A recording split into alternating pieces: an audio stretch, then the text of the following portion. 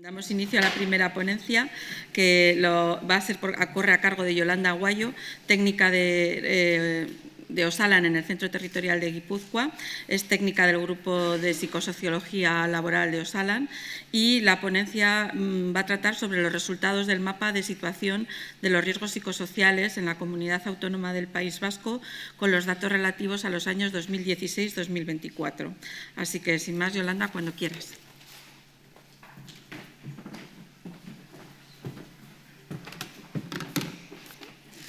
Kaixo egunon, psikosozialeko taldetik eskerrak eman nahi dizkizuegu, urtero bezala jardunaldi honek beti oso harrera ona izaten du, eta uste dugu tarte on badala gure esperientziak eta gure ezagutza hemen partekatzeko eta sortzeko idei berriak. Niri egokitu zaidana izan da arrisku psikosozialeko egoeraren maparen emaitzak ematea eta, espero dugu interesantea izatea guztientzat.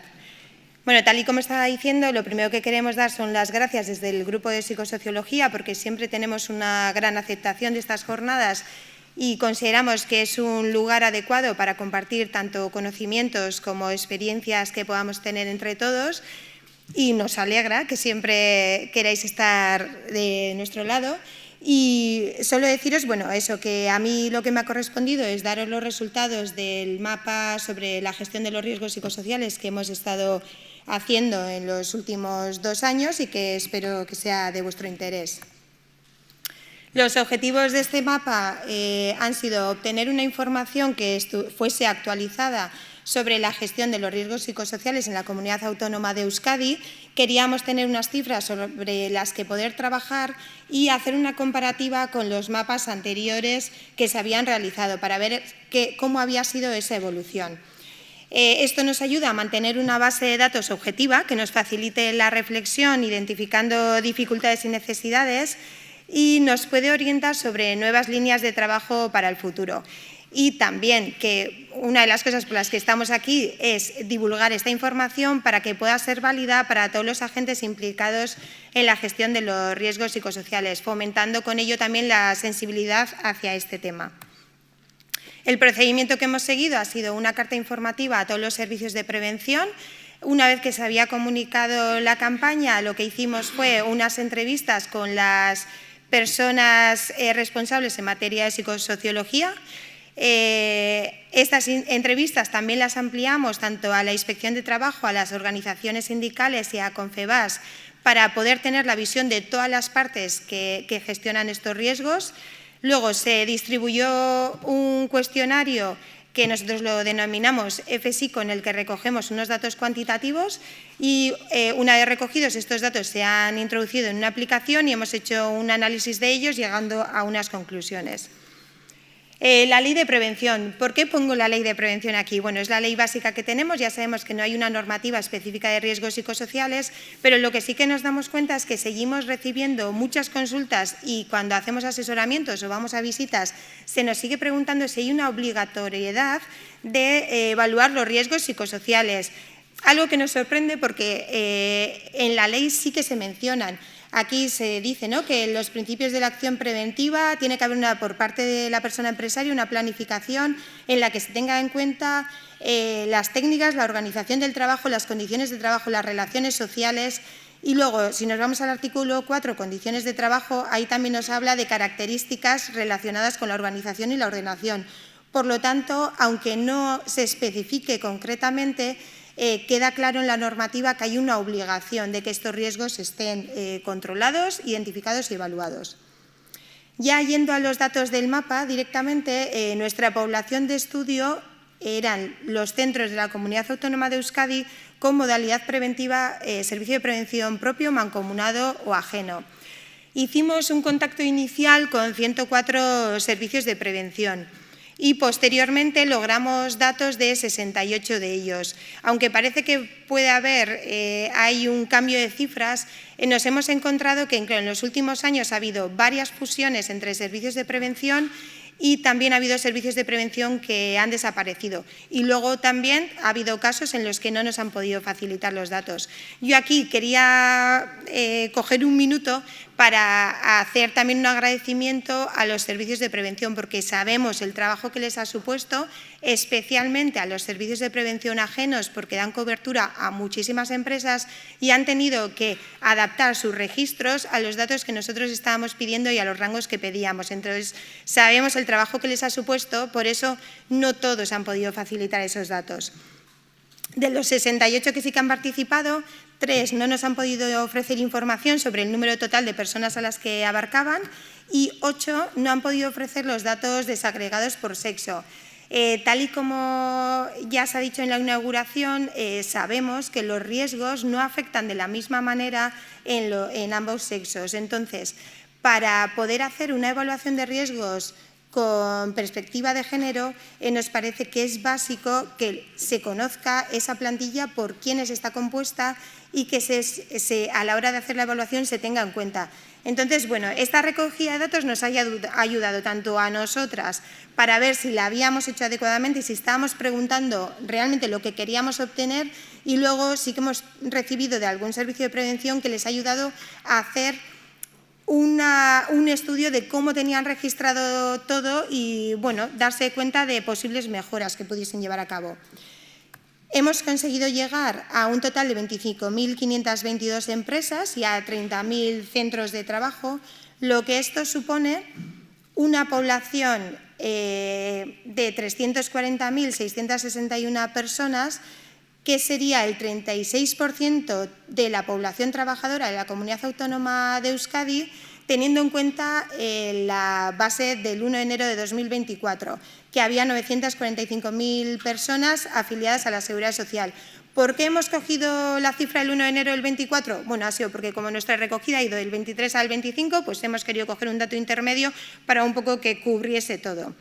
En esta imagen que os he puesto, lo que quería haceros ver es que, aunque el número de servicios de prevención ajenos es un 30% solamente, que hay más servicios de prevención propios, esos servicios de prevención ajenos cubren el 98% de nuestras empresas y el 97% de centros, llegando al 70% de las personas trabajadoras. Entonces, tienen un peso importante en nuestra red. La distribución por centros y sectores. La gran mayoría está en el sector servicios, seguido por industria y construcción. Y luego, de los 30.100 centros a los que hemos podido llegar, 29.268 sí que tenían la especialidad de psicosociología contratada con un servicio de prevención. También nos hemos encontrado en los datos que había servicios de prevención propios que luego esta especialidad la tenían con un ajeno, que era el que les hacía las evaluaciones. Hemos llegado, llegan a un 97%, entonces nos parece que es una cifra que es adecuada, tendría que ser un 100%, pero está bastante cerca. ¿Qué nos enciende las alarmas? Que dentro de los que sí que tienen contratada esta especialidad, solo un 6,4%, 1.873 centros, tienen realizada la evaluación de riesgos psicosociales. Esto nos parece que es una cifra bajísima, más relacionado con lo que ya hemos mencionado, que es que la ley te dice que tiene que estar evaluado. Entonces, eso es alarma roja, vamos a ver qué está pasando aquí. Si lo dividimos por sectores y comparamos con los datos que ya habíamos obtenido en el 2016, sí que vemos que ha habido una pequeñísima mejora en construcción y primario, pero que no es suficiente porque seguimos hablando de por debajo del 1%. En industria también ha habido un incremento, pero un 2%, que también es mínimo porque en estos últimos años las herramientas son más conocidas, ha habido más formación, ha habido más sensibilización, entonces no eran los datos que esperábamos, la verdad. Y en servicios ha habido un descenso. Aquí hacemos un poco de autocrítica y, bueno, tendremos que pensar si hemos sido capaces de llegar bien a las grandes empresas de servicios, que quizás las sedes centrales no estén en Euskadi, y no sabemos si esa recogida de datos ha sido todo lo buena o hemos tenido toda la capacidad que nos hubiese gustado. Entonces, bueno, ahí dejamos esa línea para poder seguir viendo cuál ha sido la casuística más adelante. Si distribuimos los datos recogidos, aquí se ve claramente que la red de empresas a nivel de Euskadi son pymes y micropymes. Tenemos casi todas entre 1 y 9 personas trabajadoras o 10 y 24. Pero a la hora de ver las evaluaciones de riesgos psicosociales, la pirámide se invierte. Entonces, lo que vemos es que en las empresas de más de 500 personas llegamos a un 85% de evaluaciones y en las empresas de 1 a 9, que es eso, nuestra red mayoritaria, estamos en un 1,82. Esto, si lo unimos a qué servicios de prevención son las que tienen las cifras más altas, vemos que están en los mancomunados o en los propios, que son los que cubren esas empresas de mayor tamaño. ¿Qué nos dice esto? Pues que esos servicios de prevención trabajan con igual menores ratios de población trabajadora, tienen un acceso más sencillo, más del día a día a esas empresas y tienen mayor conocimiento. Entonces, por eso igual hay más facilidad para tener estas evaluaciones de riesgos. En los servicios de prevención ajenos estaríamos en un 4,67, entonces, bueno, aquí tendríamos otra línea a trabajar. Motivos de realización de la evaluación de riesgos psicosociales. El motivo principal es el cumplimiento legal, seguido por los requerimientos y las denuncias. A la hora de conocer cuáles son las metodologías más utilizadas, seguimos viendo que la mayoría de las evaluaciones de riesgos psicosociales se hacen con metodologías cuantitativas, en un 87%, y las más utilizadas son el F-Psico del Instituto y STAS 21.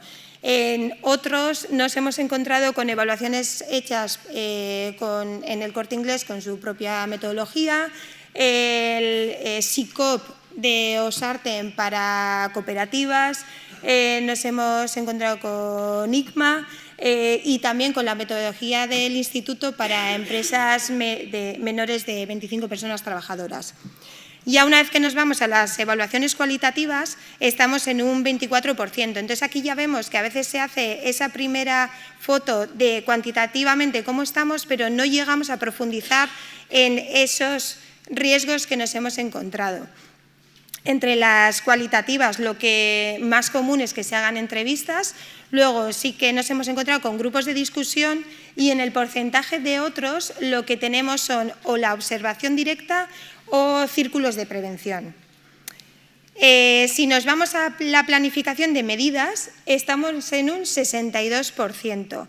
Entonces, aquí se nos enciende otra alarma. Porque decimos, vale, del 100% de empresas que hayan evaluado, solo 62 implantan medidas. Entonces, estamos haciendo un trabajo de conocer, identificar, evaluar y saber a qué riesgos tenemos a nuestra plantilla expuesta, pero luego no hacemos nada por corregirlo. Esas evaluaciones se quedan en un cajón. Bueno, pues habrá que impulsar también que en toda evaluación haya medidas y haya un seguimiento de esas medidas para poder ver que se han corregido esos riesgos. Si nos vamos a los procedimientos de prevención y resolución de conflictos, que va un poco enlazado con la jornada de hoy, lo que estamos viendo es que se han implantado procedimientos en 4.851 centros. Esto supone un 16% de los centros totales recogidos. Hay un incremento de un 8% desde el 2016. Creemos que todavía es justo, que estamos en camino, pero que la evolución no está siendo todo lo rápida que nos gustaría. La mayoría están en el sector servicios y en industria, en servicios sobre todo, porque hay un contacto más directo con las personas clientes o los usuarios. Entonces, hay una mayor sensibilidad a esos posibles casos de violencia que nos podamos encontrar o esos conflictos que puedan surgir. Y el motivo principal es el cumplimiento legal, al igual que en la evaluación de riesgos. De esos 824 centros en los que, de los 4.851 se ha intervenido en 824. Si nos vamos al total de los centros, estamos hablando solo de un 2,73%. Si tenemos en cuenta en los que sí que se habría implantado el proceso, es un 17%. Como ya he dicho, la mayoría son en sector servicios.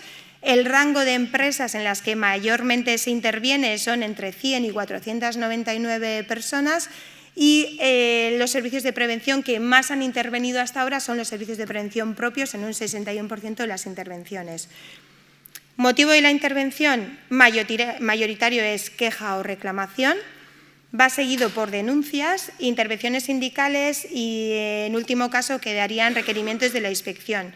Luego aquí tenemos un saco roto en el que están otros y por cómo está constituida la encuesta no podemos saber en ese otros a qué se quieren referir. Entonces, bueno, pues eso es un dato que nosotras tenemos que tener en cuenta para poder llegar ahí, porque o no hemos definido bien cuáles podían ser los motivos o hay algo que desconocemos. Entonces, bueno, intentaremos llegar también a cuáles han sido esos motivos. Y luego ha habido un 18% que no ha sabido decirnos por qué hicieron esa intervención. Luego, los mayores riesgos a los que han estado expuestos en estrés. Hemos querido incluir esos conflictos o esas malas relaciones que no han llegado a ser a casos de violencia, en los que se pueden haber juntado pues discrepancias en cargas de trabajo, discrepancias en tiempo, en conciliación. Luego ya sí que hemos querido dividirlo en violencia física, en el que nos hemos encontrado 293 casos, en las que una gran mayoría son violencia física externa, y violencia psicológica, 213 casos, en el que la mayoría se han denominado como acoso laboral, seguido por el acoso sexual y el acoso discriminatorio. Si ya nos vamos a las entrevistas realizadas, hemos querido plasmar aquí sobre todo lo que nos han querido hacer llegar los servicios de prevención. No he dicho todavía que aquí lo que tenemos es un resumen de los datos recogidos.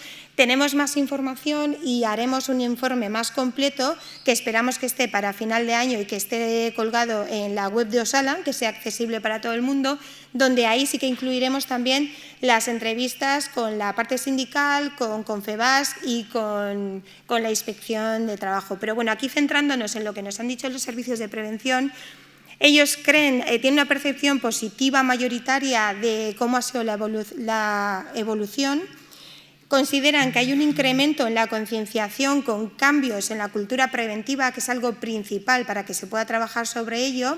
Hay mayor formación y, sobre todo, que ha habido una reducción del estigma en relación a los daños que tengan algo que ver con salud mental. Sobre todo nos incidían que de la pandemia aquí pues se hablaba de una forma más libre de este tipo de daños. En cuanto a los aspectos negativos que han encontrado, siguen destacando la dificultad de gestionar los riesgos psicosociales en empresas de menor tamaño, que es nuestra red mayoritaria, que las actuaciones la mayoría de las veces son de carácter reactivo y que la especialidad se sigue valorando como secundaria en comparación con otras como puede ser seguridad.